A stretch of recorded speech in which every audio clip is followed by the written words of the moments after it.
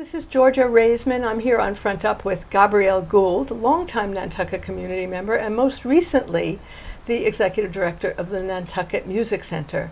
And Gabrielle, I'd like you to tell us a little bit about what's been happening with the Music Center, and then a little bit about a lot about what's going to be happening with you and your family and your future. But first, let's start with the Music Center. Sure.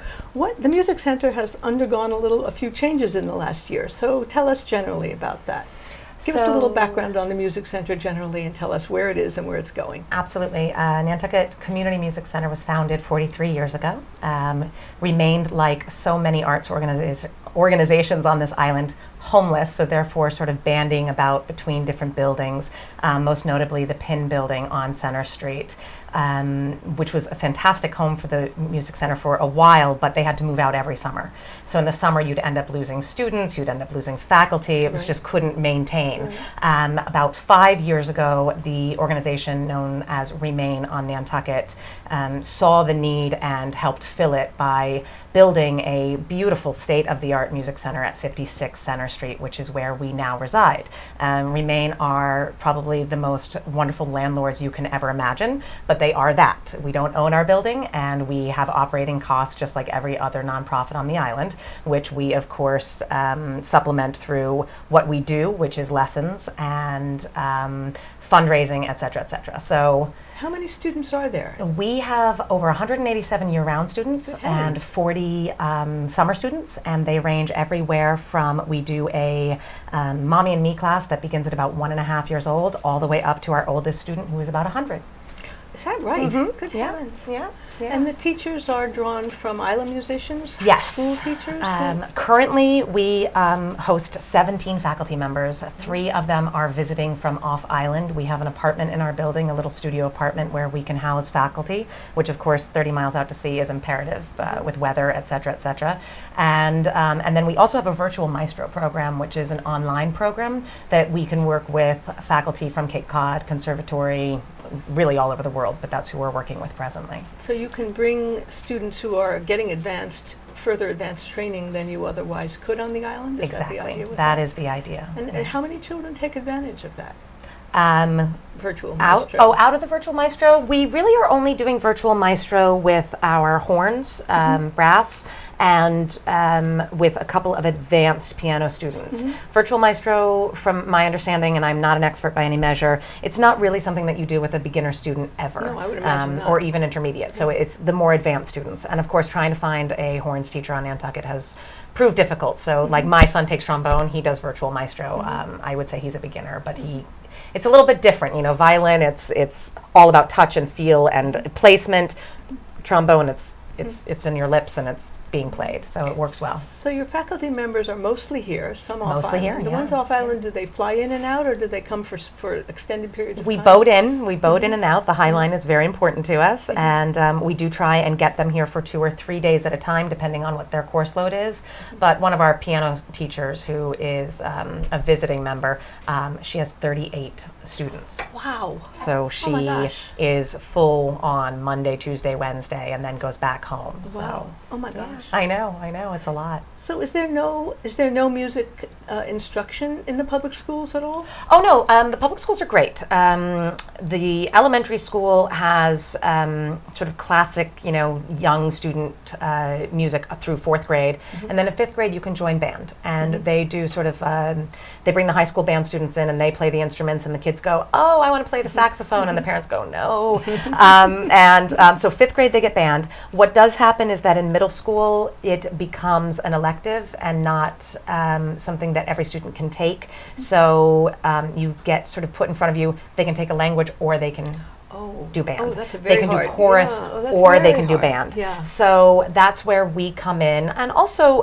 no matter how incredible Mr. Wendelkin is or Monique Lafreniere are, which they are, they're teaching an entire band. They're not teaching a specific instrument. So how they do it, I don't know. How you've got one kid on drums over here and one on trombone and another one on guitar, and they're leading all of them and actually getting them to a little bit of proficiency is remarkable. But the one-on-one, that's where we come in. And we are the the only organization on island who is teaching music at this level. And then I think a lot of your students' tuition is underwritten. Am I correct about that? We do. We have a great scholarship program. It is need-based, and every year we give upwards of $20,000 a year of scholarship. That's excellent. Yeah, And so you do that through fundraising and grants that the Music Center receives itself? Yes, grants are very important to us, and we have several grantors who firmly believe in us and who are supporting us in making what we do possible. And then we do an annual appeal and things like that. So I understand that you're saying that you've talked yourself out of a job. How did that happen? I was hired in January to start in April. My mandate from the board was please fix us. Financially, it was unfortunately finishing every year, pretty deeply in the red. And we said, okay, great, let's get all of our efforts together. And it took me about 3 months to get through past finances and sort of work with the bookkeeper and the treasurer of the organization to clean some house. And basically what happened was we put a strategic plan together. We put a couple of years of budgets together, and we said, okay, if we continue running the way we're running, i.e. with development, with executive directorship, with all of this staff, and with doing these galas, these big, huge galas, this is where we are. We're deeply in the red. But it's tremendously staff intensive it's and staff volunteer intensive, and and yeah, and we've got with 149 other nonprofits on island every year. Yep, and we've got a remarkable board. But what we don't do is we don't have a huge theater production with 40 kids on it that melt everybody's heart, and they go, oh my gosh, 20,000, 30,000. So we don't have that. We're a little bit smaller than that, and watching a beginner drumming student may not pull at the heartstrings in the way that rivets the drummers' parents. Exactly. Not the wider community. Yeah, but what really happened was it didn't take long for me to watch who was running the organization. And that person is already in the office. She's doing it. She's doing it effortlessly. And I just watched Carolyn Butler as the heart and soul. Every single student, every single faculty, it all comes through her. She's the one who places you. She's the one who hires the faculty. And I'm sitting there kind of sitting away, and I'm going, okay, so I see who's running the organization. They don't need me to do that, which is sort of what I enjoy doing. I take over. Financially, they really can't afford to do all this. So what if we cleaned the budget up? What if we really streamlined the organization? What if we stopped trying to be a presenting house? And by presenting house, I mean, what if we stop bringing musicians in from all over the world and focus on the musicians we have here, i.e. our faculty, who are incredibly talented. So we started a faculty salon series this past year, and it's been one a month. And then we started a monthly recital, student recital program. Street, that location is fabulous for salon concerts. It's chamber music the way chamber music was meant to be heard. And it only seats 35. So no matter what, you can't make money on any of these things. So everything that we were doing, if we brought in an act, Sons of Serendip, very successful, but you have to rent a location. You have to, and the marketing, et cetera, et cetera. So I said, what if we just took all of that out and focused on what we do? What we do, our mission is to teach. That actually breaks even. That's amazing. And then you've got this small overhead that we took the time to go to 3 or 4 very specific grantors and said, if we did X, Y, and Z, would you be interested in supporting the organization for a certain number of years guaranteed? And their response was absolutely. So what we've done is we've created a situation where the organization is running in the black. But it had to get rid of a lot of what I call the fat. And at the end of the day, I can see an organization that's running sustainably without several staff members at the very top who are, of course, the top heavy paychecks. And that's what we agreed to do. And that was you. And that was me. But 100% board support. They saw it, they knew it. The fundraising efforts are now, the grants are taken care of, and there'll be a small annual appeal that has a budget line item that is very, very tenable. Very achievable. Achievable, exactly. Well, it's certainly a change from the normal fundraising It efforts. is, I know. We're getting out of the fray. Yeah, good. And I think I'm hearing it. I don't know if you're feeling it or seeing it. I don't know if you feel this, but I'm sick of going to events. I know we have event overload. I mean, I literally just put up a closet of a picture on Nantucket Consignment and said, selling all the gowns. They're all going. I think that people are overloaded. I think the constant $500 every Thursday, $500 every Friday, we're tired. Yeah. And I spoke to several people who donate regularly, and they said, I will give you $2,500, I will give you $5,000 to not ask me to attend an event. So hopefully we're heading in the right direction. Yeah.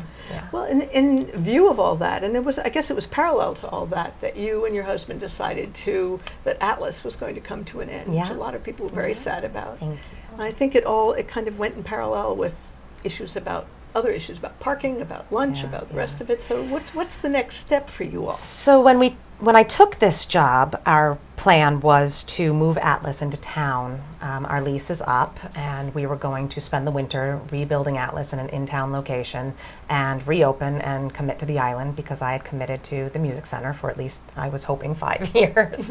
And when this happened, and I went home and I said, I've got interesting news. I don't have a job anymore. And we took a step back, and our kids are a year away from starting high school. And once they start high school, wherever that is, we're staying there.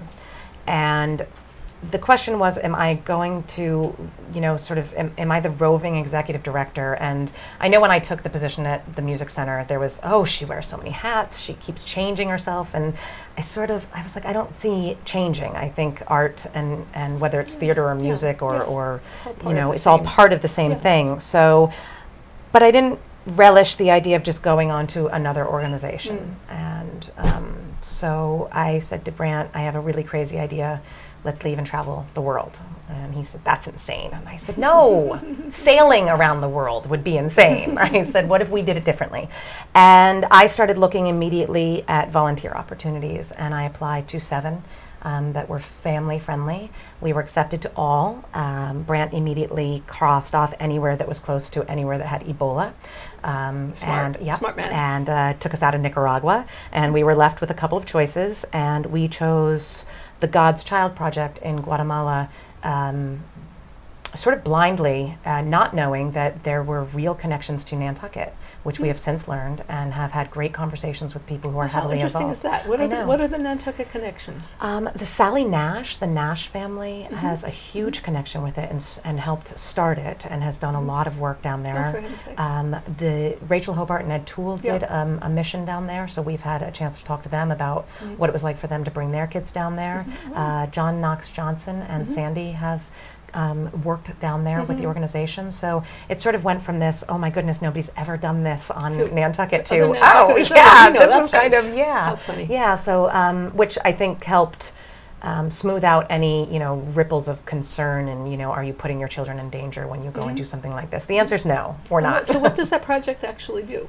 God's Child is, it was started by an American. It is a volunteer service down in Guatemala. They are part of a hospital down there. They're part of an orphanage down there. They're part of a center for malnourished children down there. They build houses for the local community. And I believe that we will be working in several different sectors. We'll be working with the schools teaching English. We will be working at the Malnourished Children's Center. And I understand that we will be helping build a wing or an addition to a hospital. How exciting. I know. So now, will your children be taking a year off from education, or are they going to be homeschooled, or how is that? Yeah, how is that we're working? homeschooling, which is definitely interesting. My goodness. I bow down to every teacher, especially at the end of summer. I'm like, oh my gosh, take them back. So it is going to be a really big adventure for them. We're starting in Europe, and we're doing about 6 weeks in Europe. We'll be landing in Greece. We'll be going through Albania, Croatia, Bosnia, up to Hungary, through Austria, into Prague, then hopefully training to Barcelona. Then we'll come back and end up in Costa Rica before we head up to Guatemala. So main focus is Spanish as a language. So we have already started our training with Babel and Rosetta Stone. And literature, we've got a beautiful big stack of paperback books that we will read as a family and discuss. I think honest to goodness hard copy books. Paperback books because of weight, but yes, honest to goodness real books, not a books. Kindle.